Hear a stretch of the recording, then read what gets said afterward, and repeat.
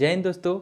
तो आज एयरफोर्स का री मेडिकल के बारे में बात करने वाले हैं कि री मेडिकल कैसे होता है और वहाँ पे एंट्री करने के बाद क्या क्या प्रोसेस होता है और कैसे होता है। तो इस वीडियो को आप लोग लास्ट तक देखिएगा क्योंकि री मेडिकल से रिलेटेड आपके बहुत सारे डाउट होंगे। ये री मेडिकल का प्रोसेस कैसे होता है, क्या क्या पॉइंट चेक करते हैं, कितने दिन लग जाएंगे हम लोग को री मेडिकल क्लियर कराने में। तो ऐसे डाउट आपके होंगे।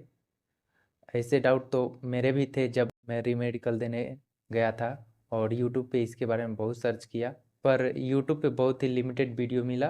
तो चलिए आज आपको बताते हैं री मेडिकल कैसे होता है, पिछले इनटेक के एक्सपीरियंस पे आपको बताते हैं। और इस इनटेक में भी कुछ दोस्त गए थे मेरे री मेडिकल देने के लिए, तो उनसे कुछ बात हुई है। तो जैसे जैसे बताए हैं उन दोनों के बेस पे मैं आज आपको बताऊंगा कि एयरफोर्स में री मेडिकल कैसे होता है। जैसे ही आप लोग रिपोर्टिंग करने के लिए एसएमसी पे जाएंगे तो आप लोगों को 1 घंटा पहले ही वहाँ पे पहुँच जाना होता है। फिर अंदर से 1-2 आदमी आएंगे और आप लोगों का एंट्री कराएंगे। फिर एंट्री करा लेने के बाद आप लोगों को एक जगह बैठा देंगे। ठीक है, बैठा देने के बाद आपका वहाँ पे डॉक्यूमेंटेशन करेंगे, मतलब कुछ डॉक्यूमेंट फिल करवाते हैं। तो एयरफोर्स में इतना ना डॉक्यूमेंट भरवा देते हैं कि क्या ही बोले भाई। इतना तो डॉक्यूमेंट कहीं नहीं भरवाते हैं जितना ये एयरफोर्स वाले फॉर्म भरवाते हैं। तो ये भाई इसका फॉर्मेलिटी ही इतना है कि क्या बोलते हैं। फिर वही वहाँ पे आपका फॉर्म भरवाएंगे। फॉर्म भर देने के बाद तो वहीं एसएमसी में जिसका वेट का पॉइंट और ईसीजी का पॉइंट और ब्लड से रिलेटेड जिसका पॉइंट होता है तो वहीं पे चेक कर लेते हैं। मतलब जिसका ईसीजी का होगा तो वहीं पे ईसीजी चेक करेंगे, जिसका ओवर वेट या फिर अंडर वेट होता है तो वहीं पे वो चेक कर लेते हैं और उसको वहीं पे वो बता देते हैं क्या है इसका क्या नहीं। बाकी सारे जितने कैंडिडेट रहते हैं उनका भाई उन लोगों को एमएच में ले जाते हैं। ये भाई मेरे साथ जब मैं पिछली बार कानपुर गया था री मेडिकल देने तो वहाँ पे ऐसे ही हुआ। जितने भी ईसीजी और वेट वाले कैंडिडेट थे उनका एसएमसी में ही ले लिए। फिर सबको एसएमसी से वहाँ एमएच मिलिट्री हॉस्पिटल में भेजे। तो मिलिट्री हॉस्पिटल में भाई आप लोगों को अपने से नहीं जाना होता है, वो भाई खुद एयरफोर्स वाले ही बस में बैठा के ले जाएंगे। तो कानपुर में तो ऐसे हुआ कि एयरफोर्स का बस आया, फिर सभी कैंडिडेट को बस में बैठा के वो आप लोगों को मिलिट्री हॉस्पिटल ले जाएंगे।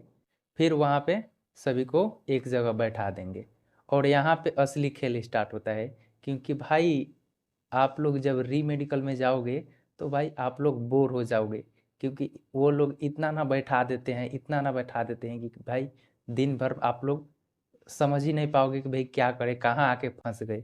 इतना भाई बस एक जगह बैठे रहना है, जितना देर मतलब प्रोसेस होता रहेगा उतना देर आपको बैठे रहना है।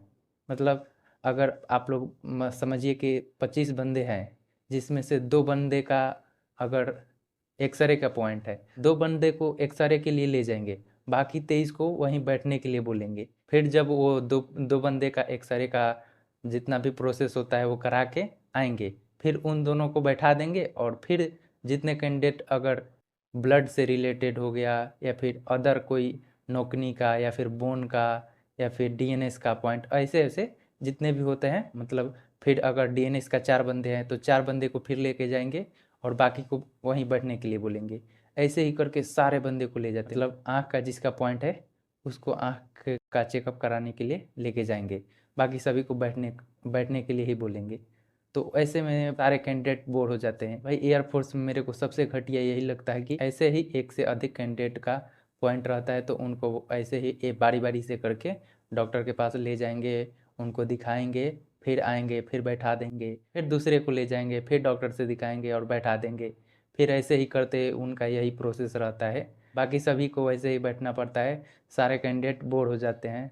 तो भाई और इसी में भाई भूख लग जाता है और वहाँ पे भाई खाने का भी सुविधा मतलब उतना अच्छा नहीं मिलता है। तो भाई लोग आप लोग कुछ खाने के लिए लेते जाना, क्योंकि भाई वहाँ पे आप लोग ऐसे ही बैठे बैठे बोर हो जाओगे और उसमें भी भूख लग जाएगा। तो भाई खाने के लिए भी अच्छा चीज़ उधर नहीं मिलता है। तो ऐसे ही अगर आपका 2-3 पॉइंट है तो मुश्किल से आपका 1-2 दिन में आपका ये चेकअप हो जाएगा। फिर आपको वहाँ से बस में बैठा के वापस एसएमसी में लेके आएंगे और वहाँ पे आपको फिर से बताएंगे। फिर आपको वहाँ पे बताएंगे कि आपका रेड कार्ड या फिर ग्रीन कार्ड कब दिया जाएगा, जिनका स्पेशलिस्ट डॉक्टर उस दिन नहीं आए हैं तो उसको किस दिन रिपोर्ट करना होगा। वैसे रीमेडिकल का प्रोसेस मेडिकल की तरह नहीं होता है कि एक दिन में ही आपका सारा जांच हो जाए, लेकिन रीमेडिकल में ऐसा नहीं होता है। आपका अगर आपका 3-4 पॉइंट है और आपका पॉइंट थोड़ा हैवी है तो भाई इसमें टाइम लगेगा। तो भाई अगर आप रीमेडिकल देने जा रहे हो तो कम से कम 3 से 4 दिन तो सोच के ही निकलना घर से, क्योंकि भाई कभी कभी तो इसमें 5-7 दिन भी लग जाता है, और उसमें भी अगर अगर छुट्टी का दिन हो गया तो भाई उसमें भी और ज़्यादा टाइम लग जाता है। तो भाई अगर घर से निकलना तो थोड़े कुछ पैसे लेके निकलना, क्योंकि भाई आपको वहाँ पे हर एक दिन रुकने के लिए आपको पैसे की ज़रूरत पड़ेगी, क्योंकि वहाँ पे भाई रूम रेंट और खाना मेन तो यही है। इसके लिए आपको पैसे चाहिए। अगर 5-6 दिन भी रहें तो आपको भाई समझ रहे हो कितना खर्चा पड़ जाएगा। तो ये तो भाई प्रोसेस है, आपको करना पड़ेगा, क्योंकि भाई ये मेडिकल नहीं है कि आपका एक दिन में ही सारा चेकअप हो जाए। इसमें आपको टाइम लगेगा, और स्पेशलिस्ट डॉक्टर जिस दिन रहेगा उसी दिन आपका चेक होगा। अगर उस दिन नहीं रहा तो भाई आपको फिर से टाइम देंगे कि इस दिन आप रिपोर्ट कीजिए, उस दिन आपका फिर चेकअप होगा, फिर आपको रेड कार्ड या फिर ग्रीन कार्ड देंगे। ये तो हो गया कि भाई मैंने किस तरह से रीमेडिकल दिया था। और आज मेरा दोस्त गोरखपुर में रीमेडिकल देने गया था, तो वो बता रहा था कि उसका 4 पॉइंट था, जिसमें से 2 पॉइंट तो आज ही चेक हो गए, और 2 पॉइंट चेक करने के लिए कल ओपीडी में फिर से रिपोर्ट करने के लिए बोला है।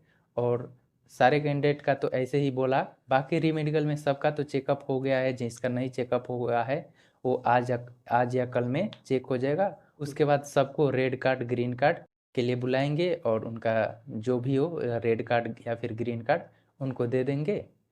तो भाई यही था प्रोसेस। आई होप कि आप लोगों के लिए ये वीडियो हेल्पफुल रहा होगा। अगर आपका भी रीमेडिकल है और इसमें सबसे ज़्यादा बैठाएंगे आपको, और बैठाएंगे तो भाई ऑटोमेटिक आपको भूख लगेगा, तो इसलिए आप लोग खाने के लिए कुछ लेते जाना। और और क्या, बस यही। और आपका रीमेडिकल कहाँ है और आपके क्या क्या पॉइंट है, आप लोग नीचे कमेंट करके बता सकते हैं। या फिर आप अगर हमारे चैनल के माध्यम से रिव्यू शेयर करना चाहते हैं तो आप हमको टेलीग्राम पे मैसेज कर सकते हैं। यहाँ पे मेरा आईडी दिख रहा होगा, KR_Ritesh75 मेरा टेलीग्राम आईडी है। आप लोग इस पे मैसेज कर सकते हैं। यदि आपका किसी भी सेंटर पे रीमेडिकल है और आप रीमेडिकल दे के आ चुके हैं तो आप लोग मुझे मैसेज करना। आपके रिव्यू से बहुत सारे दोस्तों का हेल्प हो जाएगा। और भाई आप लोग कमेंट करके बताना आपका रीमेडिकल कब और कहाँ पे है। जय हिंद दोस्तों।